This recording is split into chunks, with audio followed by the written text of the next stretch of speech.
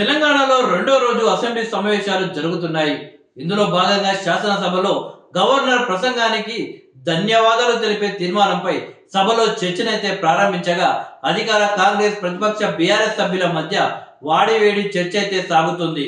ప్రభుత్వ విప్ ఆది శ్రీనివాస్ మాట్లాడుతూ రాష్ట్రంలో కులగణన పారదర్శకంగా జరిగిందని, మాజీ సీఎం కేసీఆర్ కుటుంబ సభ్యులు సర్వేలో పాల్గొనలేదని వెల్లడించారు.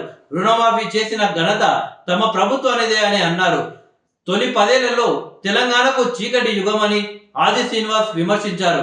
గత పాలనలో అప్పులు, అవినీతి, అక్రమాలు, అడ్డదారులు, రాజకీయ అరాచకాలు నెంబర్ 1 అయితే ఇప్పుడు కాంగ్రెస్ హయాంలో వ్యవసాయం, రైతుల సంక్షేమం, ఉద్యోగ నియామకాలు, పరిశ్రమలో పెట్టుబడులు, ఉత్పత్తిలో నెంబర్ 1 అని పేర్కొన్నారు. అసెంబ్లీలో బాద్షా సినిమాను ప్రస్తావించిన ఆయన బ్రహ్మానందం ఊహాలోకంలో తేలిపోయినట్లు, ఇంకా తమదే ప్రభుత్వం అని బీఆర్ఎస్ వాళ్ళు అనుకుంటున్నారని సెటైర్ వేశారు. అధికార పక్ష సభ్యులకు మాజీ మంత్రి BRS MLA Jagadish Reddy counter ఇచ్చే క్రమంలో సభలో గందరగోళం నెలకొనడంతో 15 నిమిషాల పాటు స్పీకర్ వాయిదా వేశారు.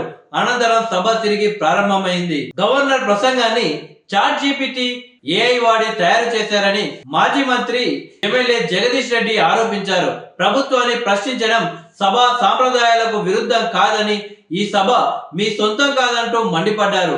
కేసీఆర్ ఫామ్ హౌస్ లో ఉన్నాడా అన్న కాంగ్రెస్ ఎమ్మెల్యేల మాటలపై మాట్లాడుతూ ఢిల్లీలో ఉన్న మీ ముఖ్యమంత్రి రేవంత్ రెడ్డి కంటే దగ్గరలోనే ఉన్నారని కౌంటర్ ఇచ్చారు. ఎమ్మెల్యే జగదీష్ రెడ్డికి స్పీకర్ గడ్డం ప్రసాద్ క్లాస్ పీకారు. అసహనానికి గురి కాకండి సూచించారు. టిఆర్ఎస్ నేతలు సహనం పాటించాలి. జగదీష్ రెడ్డి సభ సాంప్రదాయాలు కాపాడండి. మీరు సీనియర్ శాసనసభ సభ్యులు, 10 ఏళ్లు మంత్రి పదవి కూడా చేశారు. మీరు ఇలా మాట్లాడడం, సభను తప్పుదోవ పట్టించడం మంచిది కాదు. నన్ను ప్రశ్నించడమే సభ సాంప్రదాయాలకు విరుద్ధమని స్పీకర్ ఆగ్రహం వ్యక్తం చేశారు. ఎమ్మెల్యే జగదీష్ రెడ్డి క్షమాపణ చెప్పాల్సిందేనని మంత్రి శ్రీధర్ బాబు పట్టుపట్టారు. జగదీష్ రెడ్డి మాట్లాడిన ప్రతి పదాన్ని వెనక్కు తీసుకోవాలి అని మంత్రి శ్రీధర్ బాబు కోరారు. చైర్ను దూషించేలా మాట్లాడారని, స్పీకర్ ని బెదిరించేలా మాట్లాడడం సరికాదని, వెంటనే క్షమాపణ చెప్పాలి అని మంత్రి ఫైర్ అయ్యారు.